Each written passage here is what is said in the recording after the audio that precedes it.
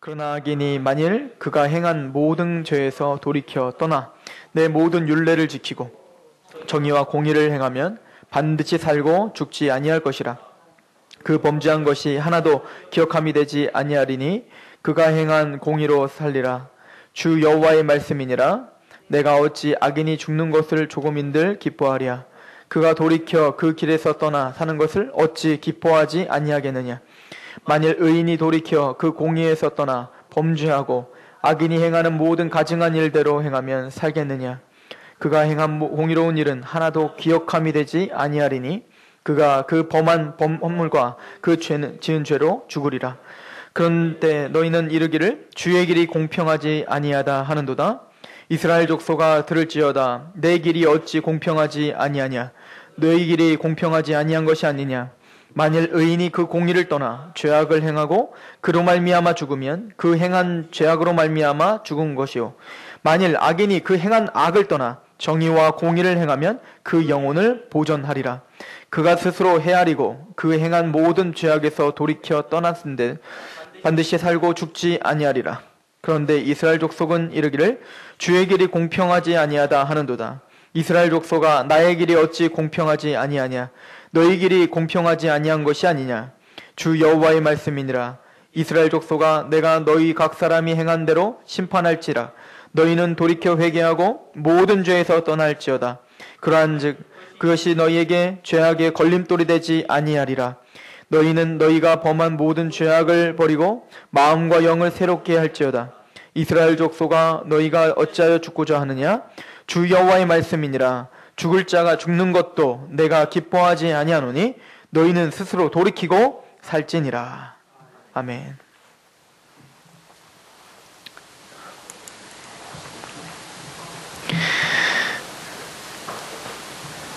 오늘 하나님은 에스겔을 통해서 이스라엘 백성들에게 두 가지 길을 보여주고 계십니다.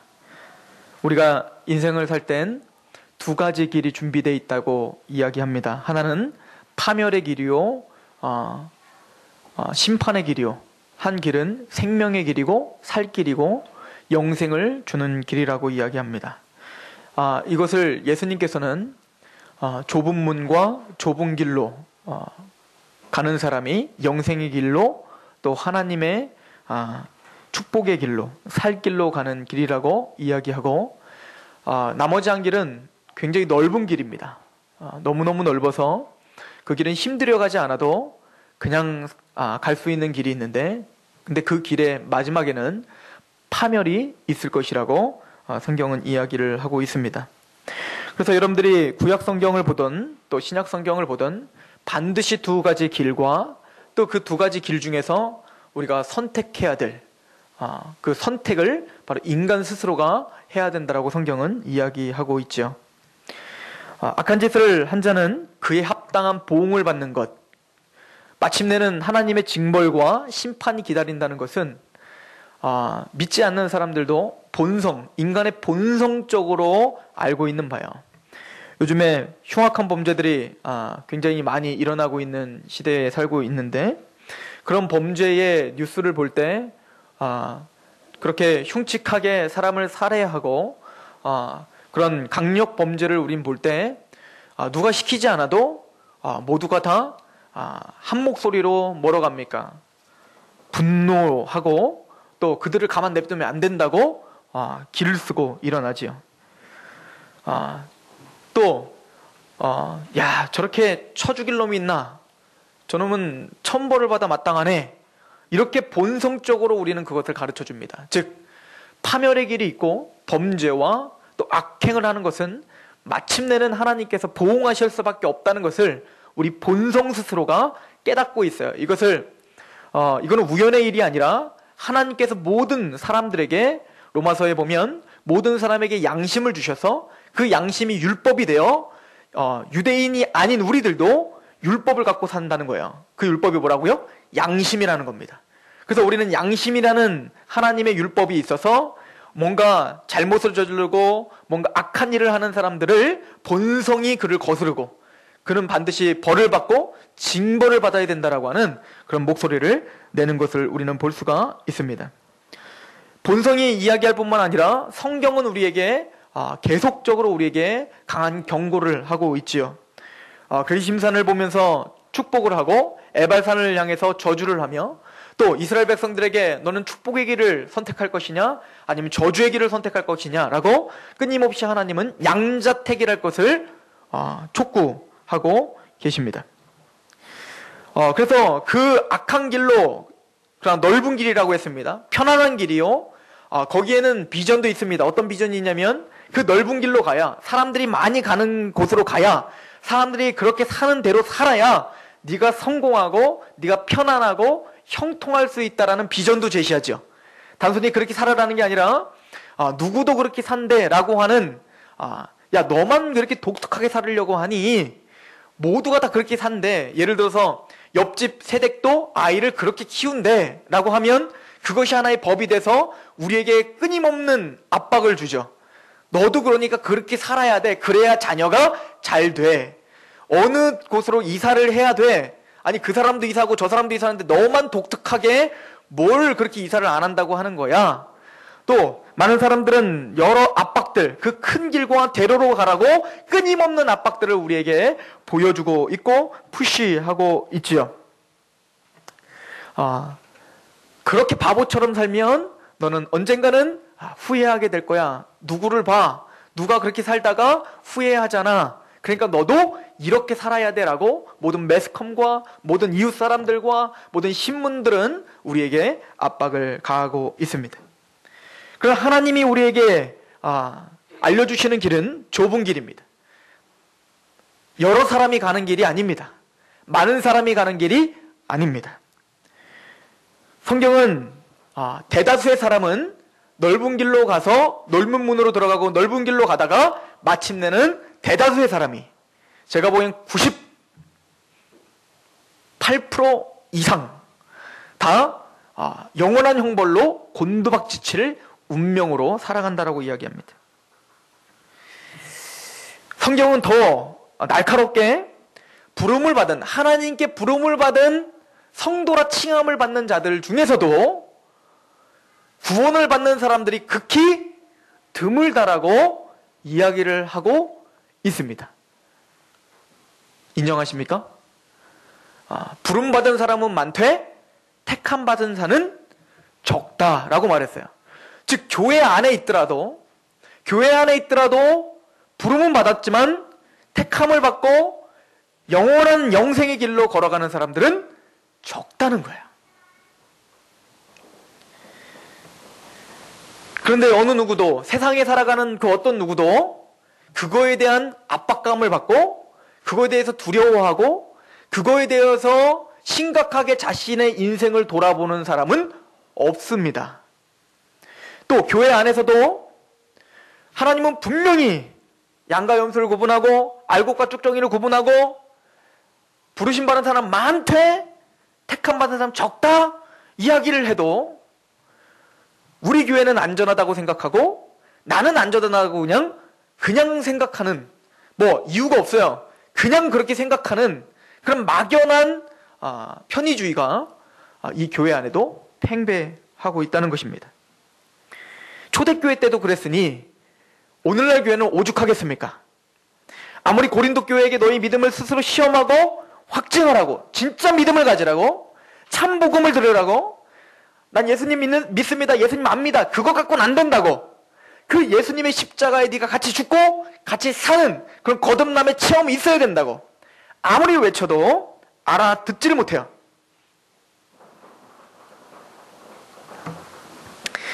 그러나 성경은 담대하게 그리고 한 번도 변화되지 않는 그 일관된 진리를 끊임없이 교회에 선포했습니다.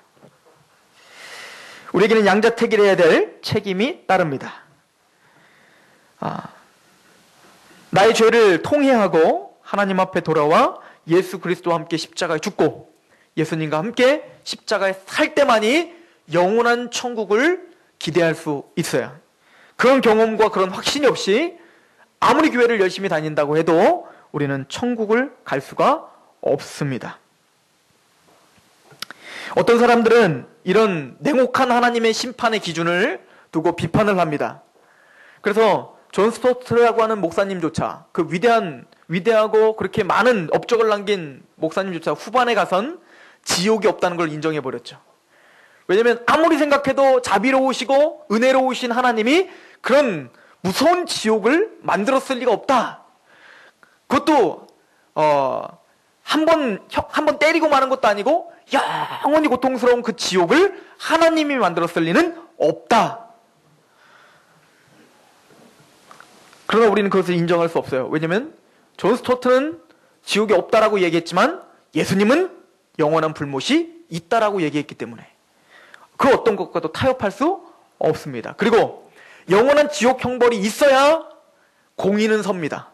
하나님의 공의는 영원한 지옥 형벌이 있을 때 서는 거예요.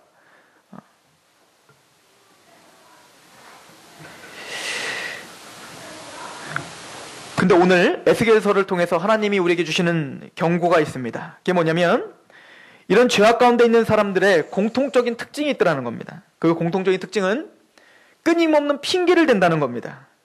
얼마 전에 사형 온도가 떨어졌어요. 누구에게 사형 온도가 떨어졌냐면 여러분들 뉴스를 보셨을 것입니다. 어떤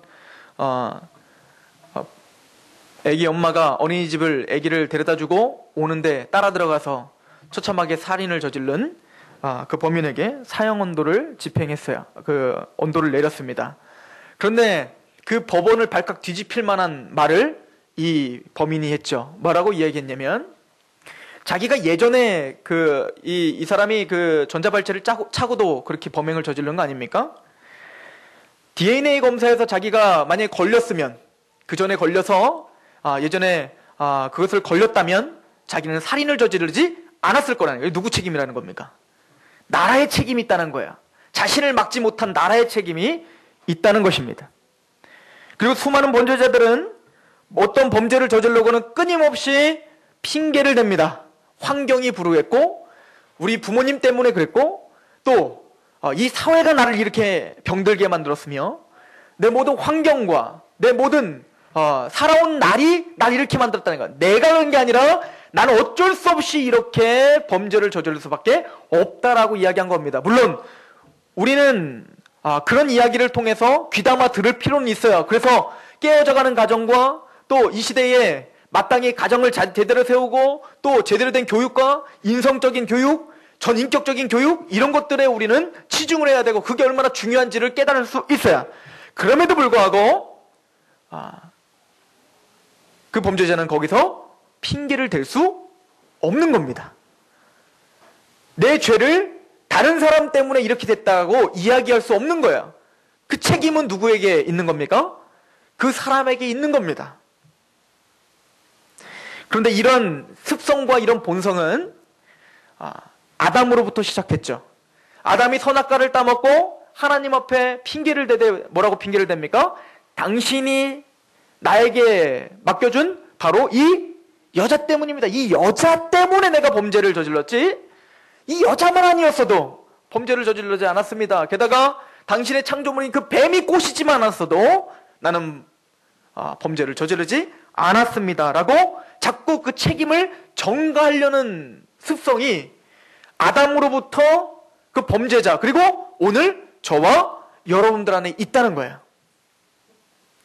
그래서 끊임없이 그 죄됨을 내가 이렇게 행동할 수밖에 없었음을 끊임없이 핑계를 생각하는 습성이 저와 여러분들 가운데 있다라고 성경은 이야기하고 그게 이스라엘 백성들에게 하나님이 지금 경고하시는 말씀 중에 있습니다. 한번 오늘 말씀을 한번 보십시오. 에스겔서 18장 25절을 보시면 그런데 너희는 이르기를 주의 길이 공평하지 아니하다 하는도다. 누가 공평하지 않다고요? 주님의 길이 공평하지 않습니다라고 핑계를 댄다는 거예요. 하나님이 계속 에스겔을 통해서 계속 심판을 명하고 내가 너희를 죄를 징계하겠다. 내가 너희를 징벌하겠다. 그게 끊임없는 반복적인 경고를 하는데 이 죄인된 이스라엘 백성들은 끊임없이 뭐라는 거예요? 하나님 공평하지 않습니다. 하나님은 공평하지 않은 겁니다. 왜냐하면 하나님이 우리에게 죄 지을 수 있는 이런 본성을 줘놓고는 내가 죄를 졌다고 하나님이 심판한다는 말이 안 됩니다. 나는 내가 죄를 짓고 싶은 게 아니라 내 마음에 죄를 지을 수밖에 없는 어떤 그 본성이 하나님이 허락했으니까 내 안에 있는 거 아닙니까? 하나님은 그렇게 해놓고 내가 죄를 지으면 또 그거를 또 심판하고 그거를 징벌한다는 게 하나님 그게 공평합니까?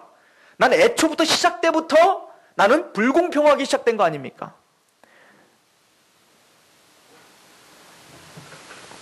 우리가 보통 이제 예수님이 겟세마네 동산에서 기도를 하실 때 예수님이 제자들에게 이렇게 이야기를 하셨죠. 깨어서 나와 함께 기도 좀 해달라고. 왜? 내가 지금 힘이 죽게 생겼다고. 너무 힘이 들고 이 스트레스와 이 고민됨이 너무 심해서 죽을 것 같으니 나를 위해서 제발 좀 깨어서 기도해달라고. 그럴 때 이 제자들은 이 육체가 연약해서 끊임없이 꾸벅꾸벅 졸고 그 시간조차도, 그 급박한 시간조차도 예수님과 함께 깨어 기도하지 못하고 있었어요. 그때 이 예수님은 너무 그들이 불쌍해서 뭐라고 말씀하십니까? 마음은 원이로되 육신이 약해서 이 한순간 너는 깨어있지 못하는구나 라고 예수님은 안타까운 그 마음으로 토로하고 계셨습니다. 그런데 우리는 이 말씀을 갖고 내 멋대로 활용하죠. 어떻게 합니까? 어디에 강조점을 둡니까? 내 육신이 약해서로 핑계거리로 삼는다는 거야. 맞아요 주님, 내 육신이 약해서 난 이런 죄를 범한 겁니다. 맞아요 주님, 내 육신이 약해서 주님이 나를 이렇게 약하게 지으신 거예요. 나는 죄를 짓고 싶지 않은데 내 육신이 약하니까 이렇게 된 거죠. 물론 이건 맞는 말입니다. 틀린 말이 아니에요. 우리가 오늘 죄를 짓는 것은 육신이 약해서예요. 사도 바울이 죄를 짓고 뭐라고 합니까? 오라 나는 곤고한 사람이다. 하나님의 뜻대로 살고 싶은 내 욕구와 하나님의 뜻은 있는데 자꾸 내 안에 있는 그 강한 죄가 나를 잡아 끌어서 죄 가운데 복종시키는 그런 우린 연약함 속에 살아가고 있어요. 그러나 사도 바울은 그걸 갖고 하나님 앞에 핑계대진 않았습니다. 하나님, 나는 공부한 사람이니까 괜찮잖아요. 뭐 이렇게 한 게 아니라 어떻게 했다고요? 그걸 가지고 속상해하고 가슴을 찢고 답답해하고 힘들어했다는 거야. 주여, 나를 좀 도와주시옵소서. 나의 이 답답함을 좀 붙잡아 주시옵소서. 나를 좀 사망의 몸에서 좀 나올 수 있도록 도와주시옵소서. 이렇게 뭔가 하나님 앞에 탄식하고 회개함으로 나가는 게 아니라 그것이 나의 면죄부가 돼버리는 거야. 난 연약하니까. 나는 원래 이런 사람이니까. 그리고는 하나님, 이건 뭐예요? 푸념이라고 우리는 이야기하겠지만 이것은 지금 하나님은 공평치 못합니다라고 하나님께 모든 죄를 전가시켜버리는 행위라는 것입니다. 나는 환경이 이래서 나는 이 사람 때문에 내 아내만 좀 괜찮았어도 내 남편만 좀 괜찮았어도 또 내 자녀만 좀 괜찮았어도 나는 잘 할 수 있었는데 이것 때문에 나는 이 지경이 된 거야. 이 말은 하나님이 나를 이 지경으로 만들었습니다. 그래서 내가 이렇게 살고 있는 것도 다 하나님 책임입니다라고 아담서부터 우리는 끊임없이 그렇게 본성적으로 핑계를 대는 사람이라고 성경은 이야기하는 것입니다. 또 하나는 사탄에게 죄를 떠넘기는 겁니다. 그건 뭐냐면 사탄이 너무 나를 공격해. 그죠? 사탄이 나를 너무 공격해서 내가 그걸 배겨낼 수가 없어. 이런 거죠. 내가 거룩한 길로 살려고 했는데 오늘도 그 사탄이 나를 공격해서 이 사탄 때문에 내가 또 승리하지 못했다고. 여러분들, 성경은 사탄은 유혹만 하는 뿐이지 여러분들의 마음을 쥐어짜고 여러분들을 막 죄짓게 막 다리뭉대기를 뿌리치고 이런 짓은 못해요. 여러분들에게 상황을 달콤하게 보일 뿐이지 그걸 선택하는 건 전적으로 여러분들의 책임이에요. 나의 책임이에요. 사탄의 역할은 유혹만 할 뿐이지 우리들에게 와서 막 우리의 생각을 조종하진 않는다고요. 우리의 생각을 유혹거리를 제시할 뿐이에요. 이런 게 있다 이렇게. 사탄 핑계 대지 마십시오. 사탄은 안 그래도 지금 무적행으로 가서 엄청난 형벌 가운데 있어야 되는데 불쌍하니까 냅두시고 내 책임으로 돌리세요.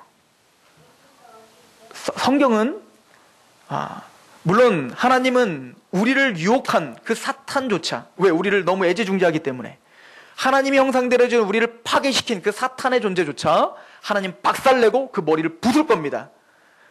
그러나 하나님이 우리에게 책망하실 때는 우리의 선택에 대해서 책망하시지 사탄을 나무라시지 않는다는 사실을.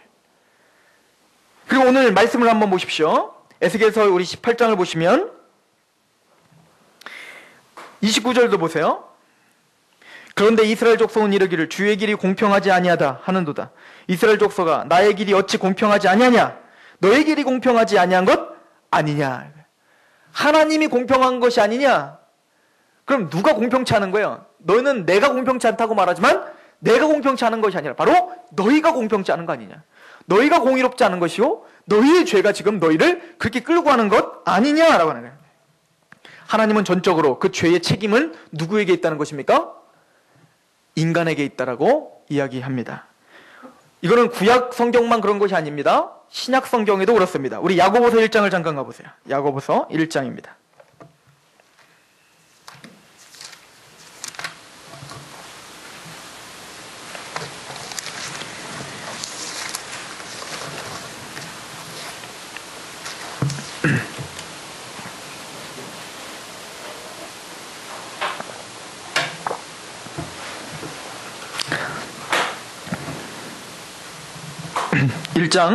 우리 13절 말씀부터 제가 한번 읽어보겠습니다. 사람이 시험을 받을 때에 내가 하나님께 시험을 받는다 하지 말지니 하나님은 악에게 시험을 받지도 아니하시고 친히 아무도 시험하지 않느냐. 하나님은 시험을 주시지 않습니다. 여러분들 유혹해서 쓰러뜨리려고 하지 않는다는 거예요. 그럼 우리가 시험을 받고 유혹을 받고 쓰러지고 죄를 짓고 이 모든 것은 누구의 원인입니까? 14절 오직 각 사람이 시험을 받는 것은 자기 욕심에 끌려 미혹됨이니 욕심이 잉태한 즉 죄를 낳고 죄가 장성한 즉 사망을 낳아요. 즉 누구부터 시작한다는 거야? 내 욕심으로 시작한 거지. 대적 기도를 하지 마시고 회개 기도를 하십시오. 이해가십니까? 내가 뭔가 죄를 범했다면 대적 기도를 하지 마시고 회개 기도를 하시면 되는 거예요. 그리고 이 욕심 많은 나를 좀 도와달라 주님께 위탁하시고 부탁하십시오.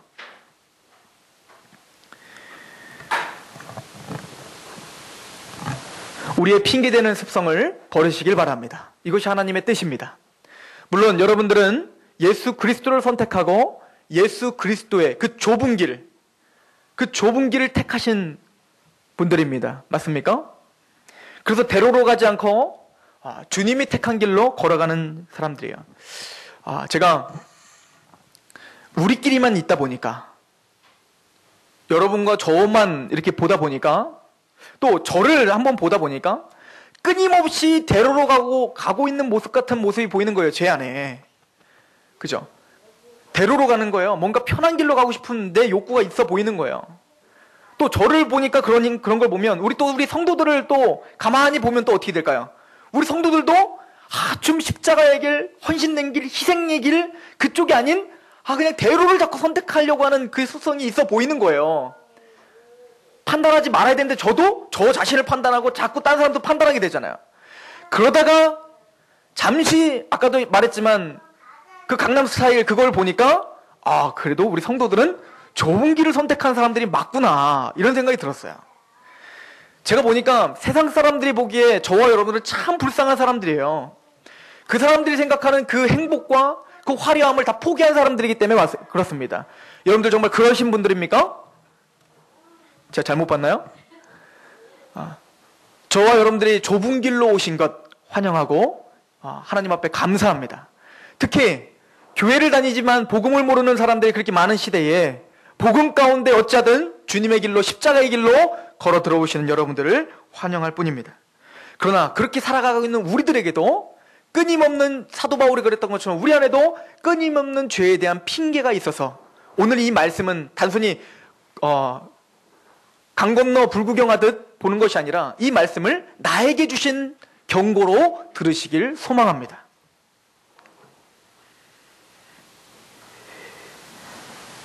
하나님은 우리에게 원하시는 게 있습니다. 하나님은 단순히 이스라엘 백성들이 죄를 범한 것 그 자체만으로 책망하시는 게 아니에요. 하나님도 다 아십니다. 저와 여러분들이 죄 가운데 넘어질 수밖에 없는 연약하다는 건 예수님이 탄식하시고 불쌍하게 여기신 것처럼 하나님도 오늘 우리를 그렇게 불쌍하게 여기십니다. 그건 누구도 부인하지 못할 일이에요. 만약에 우리가 행한 대로 하나님이 만약에 하나님의 그 공의대로 우리를 처분했다면 우리는 이미 눈 빠지고 손 잘라지고 팔다리 다 없어지는 사람이 됐을 거예요. 눈이 범죄케 하면 눈을 빼버려야 되잖아요. 하나님의 말씀대로 우리를 적용시켰다면 우린 아나니아와 삽비라처럼 당장 우리는 즉각적으로 우린 다 죽임을 당했어야 돼요. 얼마나 많이 우린 성령을 속이며 살았습니까? 하나님 앞에 결심하고 우리는 얼마나 많이 모른 척하고 또 살다가 또 연말이 되면 또 결심하고 또 모른 척하고 살다가 얼마나 많이 성령님이 우리에게 속아주셨고 얼마나 많이 하나님이 우리에게 속아주시며 살았습니까? 그런데 하나님의 공의대로 우리를 대우하시지 않고 은혜와 긍휼로 대우해 주셨잖아요.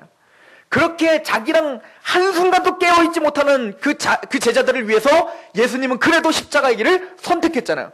한번 예수님의 입장이 돼보세요. 나는 지금 얘네들을 위해서 죽어야 될지 살아야 될지를 지금 결정하고는 기도를 하고 있는 거 아닙니까? 지금 얘네들을 위해서 내 목숨을 지금 바쳐야 될지 말아야 될지를 기도하고 있는 거 아닙니까? 그런데 지금 이 고통도 하나 이해하지도 못하고 끊임없이 그 순간도 깨어있지 못하는 자기들 졸려가지고 그냥 잠만 퍼자고 있는 그 제자들을 향해서 그런 제자들을 보면서도 주님은 뭘 결정하시는 거예요? 십자가를 지기로 결정하시는 그 은혜가 있는 거 아닙니까? 오늘도 그 은혜 때문에 우리 사는 거잖아요.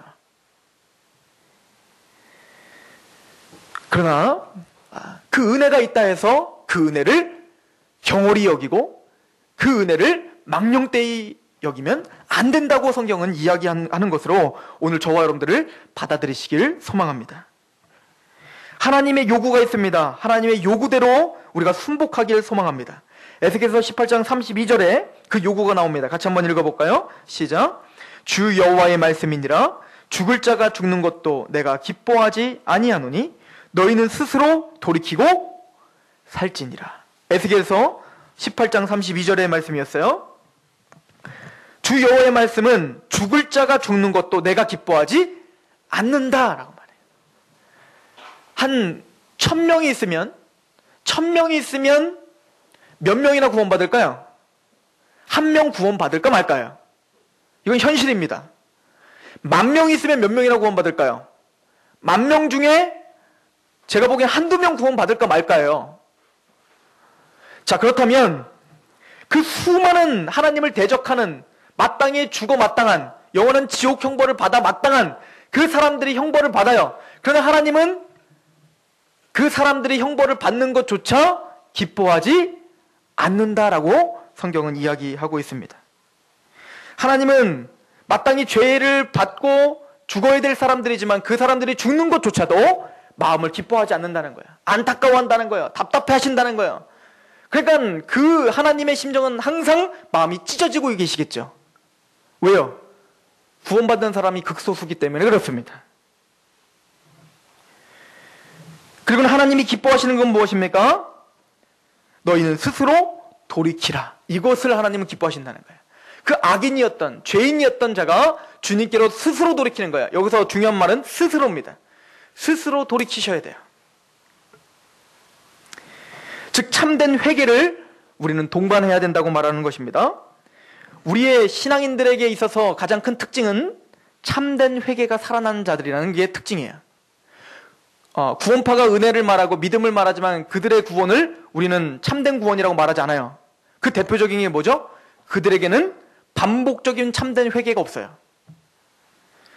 그 사람들은 나는 구원받았으니 이건 죄가 아니야 라고 떳떳하게 하나님 앞에 나오는 자들입니다. 그 심령은 성경이 보기에 구원받지 못한 심령이라고 말해요.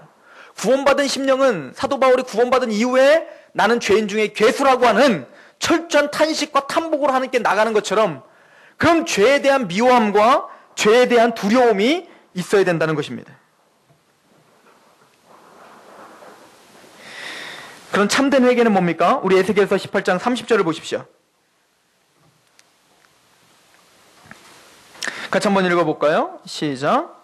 주 여호와의 말씀이니라. 이스라엘 족속아, 내가 너희 각 사람이 행한 대로 심판할지라. 너희는 돌이켜 회개하고 모든 죄에서 떠날지어다. 그러한즉 그것이 너희에게 죄악의 걸림돌이 되지 아니하리라. 회개의 원리를 말해줍니다. 첫 번째는 회개하고, 지금 뭡니까? 통회하고 하나님 아버지 앞에 자신의 죄를 인정하는 거예요. 그리고 하나님 앞에 어떻게 하는 겁니까? 잘못했다, 솔직히 용서를 구하는 거죠. 그리고 거기까지가 끝이 아니에요. 하나님은 회개하고 어떻게 하래요? 모든 죄에서 떠나라. 떠나야 돼요. 그 자리를 떠나야 됩니다. 하나님 앞에 회개한 그 자리를 박차고 일어나야 된다는 거예요. 그런데 그 자리에 또 고스란히 앉아서 또 회개하고 또 회개하고, 이것은 하나님이 보시는 참된 회개가 아니라는 것입니다. 하나님의 사랑하시는 성도 여러분, 하나님 앞에 통회함이 있길 소망합니다. 누구 핑계를 대지 말고 죄가 있다면 하나님 앞에 솔직하게 고백하고 용서를 구하고 그 자리를 박차고 일어나시길 소망합니다. 이게 스스로 돌이키는 방법입니다. 또 하나는 18장 31절에 같이 한번 읽어봅니다. 시작. 너희는 너희가 범한 모든 죄악을 버리고 마음과 영을 새롭게 할지어다. 이스라엘 족속아, 너희가 어찌하여 죽고자 하느냐. 너희는 너희가 범한 모든 죄악을 버리고 마음과 영을 새롭게 할지어다. 우리의 마음과 영을 새롭게 해야 된다는 거죠. 그러나 이 부분은 우리가 할 수 있는 것이 아니에요. 우리의 영과 마음을 새롭게 하시는 건 누구의 역사입니까? 성령님의 역사입니다. 그래서 이제 사실은 이 말씀은 궁극적으로 이스라엘 백성에게 하나님이 새 언약을 주고 복음을 줘서 너희에게 영과 마음을 새롭게 하고 너희를 새로운 성전으로 세워줄 것에 대한 어떻게 보면 예언에 대한 이야기예요. 어찌 보면 이것은 저와 여러분들에게 이미 이루어진 사건입니다. 여러분들 안에 예수님의 십자가의 사건을 성령님을 통해서 어떻게 했어요? 우리 마음이 새로워진 사람들이에요. 거듭났잖아요. 그리고 마음이 어떻게 된 사람들입니까? 깨끗해진 사람들이라고 성경은 이미 선포하고 있습니다. 그러나 이 말씀을 우리는 이렇게 적용하셔야 됩니다. 구원받은 우리가 끊임없이 마음과 영을 새롭게 하셔야 합니다. 왜냐하면 모든 행함과 모든 죄는 바로 우리의 영과 마음에서부터 시작하기 때문에 그래요. 그렇다면 제가 다시 말씀드리지만 이 마음과 영을 새롭게 하는 것은 우리의 힘으로 될 수 없다요. 그러면 우리가 할 수 있는 건 하나밖에 없어요. 뭐냐면 기도입니다. 즉 성령님에게 항상 우리를 내어 맡겨 기도하셔야 됩니다.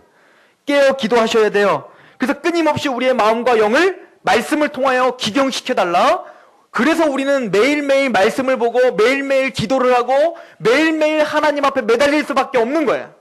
왜냐하면 우리는 한순간도 우리의 마음과 영을 내 스스로 정결케 할 수 없는 존재들이기 때문에 그렇습니다. 우리의 영원한 구원도 성령님이 은혜로 우리가 그렇게 된 것처럼 우리가 매 순간 죄에서 승리할 수 있는 이유도 마음과 영이 새롭게 되는데 성령님이 우리를 도와주셔야 됩니다.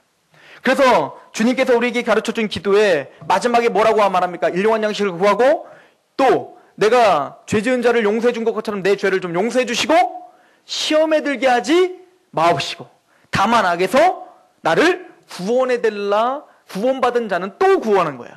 왜요? 내 마음과 영을 좀 새롭게 하셔서 오늘 하루 정말 주님의 뜻 가운데 범죄치 않고 그렇게 살아갈 수 있도록 나를 보호해 달라. 주 하나님께 매달리시라 성경은 이야기하고 있습니다. 우리 장로교는 하나님의 주권을 강조하는 기독교입니다. 그러나 그 주권은 하나님이 하실 문제지 우리가 강조할 일은 아니에요. 우리가 해야 될 일은 우리의 책임을 다하는 것입니다. 무슨 이야기인지 이해 가시겠습니까? 하나님이 주권적으로 여러분들의 마음과 영을 새롭게 하실 줄로 믿습니다. 그러나 우리 차원에서 얘기하자는 거예요. 우리 차원에서는 하나님 뭘 요구하신다고요? 스스로 돌이키라고. 오늘 이 말씀을 듣고 스스로 돌이켜야겠다는 결심을 하셨다면 하나님의 주권이 여러분들의 마음을 지금 움직이고 있는 것입니다. 그런데 여러분들의 마음에 스스로 돌이키고 싶은 마음이 안 든다면 그건 하나님의 주권이 여러분들을 주장하고 있지 않는 것이 아니라 여러분들 스스로 지금 죄악의 길을 선택하고 있는 것입니다. 그러니까 이렇게 생각하세요. 좋은 건 다 하나님이 하신 거고 나쁜 건 다 내가 한 거고 하나님의 주권이 여러분들의 마음을 감동하시길 소망합니다. 기도하겠습니다. 하나님, 우리가 정신을 차리고 하나님 아버지 앞에 깨어서 죄됨을 스스로 털고 일어날 수 있는 능력을 허락하여 주시옵소서. 우리는 하나님의 능력을 의지합니다. 하나님의 주권적인 역사를 의지합니다. 성령님이 우리에게 아버지여 일할 수 있는 마음, 죄를 이길 수 있는 마음, 복음에 대한 그 열정, 복음에 대한 그 사랑과 감격을 주셔서 능히 죄에서 떠나게 하실 줄로 믿습니다. 그러나 하나님이여 그걸 핑계 삼아 내가 해야 될 일을 버리지 않도록 하나님이 스스로 선택하여 돌이킬 수 있도록 우리에게 끊임없이 역사하여 주시옵소서. 오늘도 하나님이여 주 하나님을 선택하고 주님의 말씀을 선택하고 하나님 아버지 앞에 우리의 범죄한 것을 핑계대지 않도록 우리의 삶을 하나님의 말씀 앞에 겸허하게 인도하여 주시옵소서. 그렇게 역사하실 하나님, 우리의 영혼을 하나님께 위탁하오니 아버지 육신이 연약한 우리들을 도와주시고 육신이 연약한 우리들의 생각을 붙잡아 주셔서 영과 마음을 매일매일 새롭게 새 힘을 허락하여 주시옵소서. 그렇게 역사하실 하나님을 기대하며 예수 그리스도의 이름으로 감사하며 기도하옵소서.